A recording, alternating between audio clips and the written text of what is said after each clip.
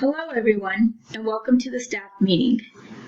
We are going to be talking about the importance of social emotional learning and how we can use it in the classroom. And my name is Patricia Dill. Thank you for joining.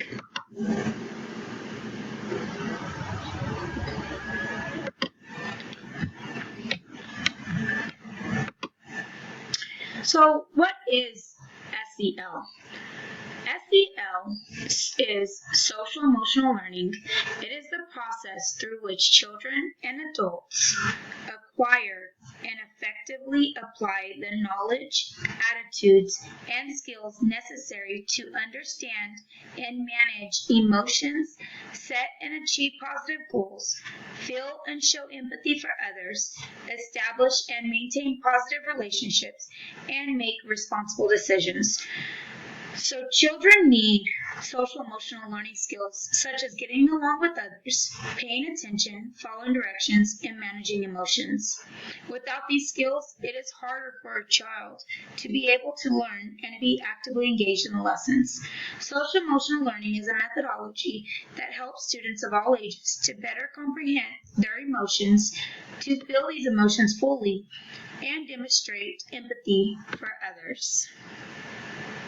And here we have the SEL wheel that talks about self-management, self-awareness, responsible decision-making, relationship skills, and social awareness. So, how does SEL help students? I found this quote in an article that I read. So this article presents findings from a meta-analysis of 213 school-based universal social and emotional learning programs involving 270,034 kindergarten through high school students.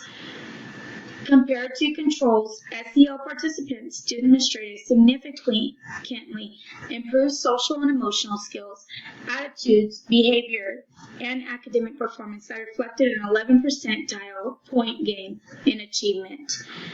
So with SEL, it helped the students gain achievement.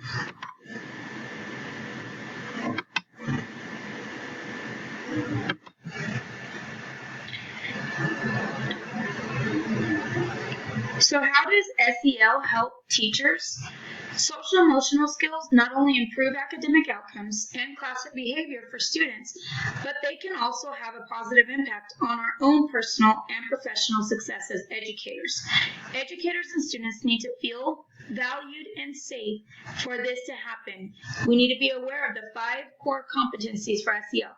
So the 5 core competencies for SEL are self-awareness, self-management, social awareness, relationship skills, and responsible decision-making. So self-awareness, that is the ability to recognize and understand how your emotions, thoughts, and values impact your behavior. Self-management is the ability to regulate your emotions, thoughts, and behavior in varying situations, as well as motivate yourself and cope with stress. Social awareness, that is the ability to understand other points of view, show empathy, respect diversity, and understand social norms. Relationship skills, that is the ability to build and maintain healthy and fulfilling relationships with others. And responsible decision making, that is the ability to think about how what you do impacts yourself and others. Responsible decision making also includes the ability to make constructive choices about how to behave and interact based on ethical and social standards and safety. So I thought about this picture right here, and teachers can ask the students, how are you feeling today? And they could talk about that, and that is part of social emotional learning.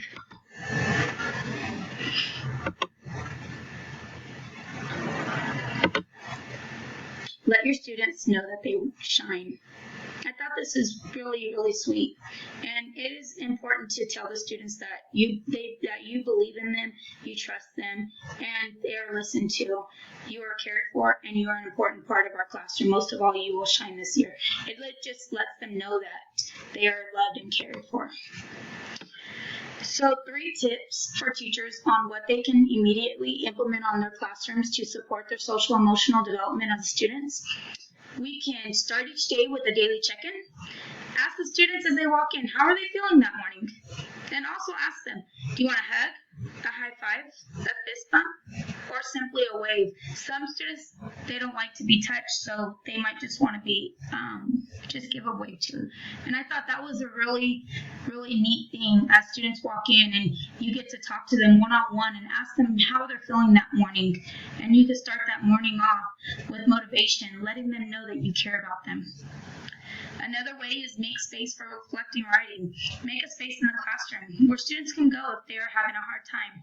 They can sit and write about it. It lets them get whatever is bothering them on paper instead of built up inside them, and helps them to try to move past it and have a better day. And a lot of times, reflective writing, it helps you to get it off your chest and to be able to write it on paper, and that way it's not bothering you anymore. Another one is set up a calm down center. Sometimes students need time to think themselves about what is going on, and what better way to do it than to be alone in a quiet area to think about your emotions. This is a great way for them to sit and think about what it is that is bothering them, or to just get away for a moment to help themselves. And it's good for students to walk away from the situation to be able to calm down. Social emotional learning supports students today and tomorrow. 11% in academics, 59% in career readiness, 11-to-1 ratio for value, and 93% experience. How does CASEL align with SEL? The benefits to SEL, according to CASEL, is improvement in students' social and emotional skills, attitudes, relationships, academic performance, and perceptions of the classroom and school climate. It's decline in students' anxiety, behavior problems, and substance use. Long-term improvements in students' skills, attitudes, and pro-social behavior and academic performance. So according to CASEL, students will do better with SEL through academic success. They say students and teachers achieve more with social emotional learning. And here are my references. Thank you.